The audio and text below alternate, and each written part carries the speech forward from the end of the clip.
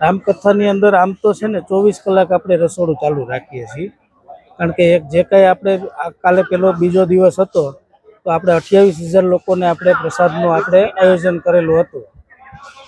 એમાં ટોટલી એટલે કે અમારે બપોર પછી એટલે કે રાતના પણ અમારે રસોઈ ચાલુ જ રાખવાની છે. અને આની અંદર આ કિચનની અંદર 150 માણસો આપણે ઈડરથી બોલાવેલા છે. એ 150 માણસો રસોઈ બનાવે છે દરરોજની. અને ગરમા ગરમ આપણે ફ્રેશ જ આપણે દરરોજ આપણે લોકોને પ્રસાદ તરીકે આપણે પીરસવામાં આવે છે.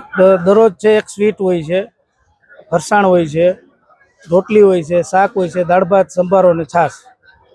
સવારે પ્રસાદ છે એ 4 વાગ્યાથી ચાલુ થઈ જાય છે બનાવવાનું.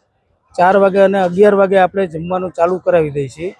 એ 3:30-4 વાગ્યા સુધી આપણે પ્રસાદનું ચાલુ રાખીએ છીએ, પછી આપણે બંધ કરી દઈએ છીએ. એ ગાળાની અંદર લગભગ 25,000 થી 30,000 લોકો અત્યારે કાલે બીજો દિવસ હતો ત્યારે આપણે જમાડી લીધા છે. આજના દિવસે જે કંઈ કદાચ 50,000 લોકો હશે તો પણ આપણે જમાડી શકશું. આ ડોમની અંદર અમારે જે કંઈ રસોઈ બનાવવાળા છે એ પૂરતો અમારો સ્ટાફ છે 100-125 લોકોનો.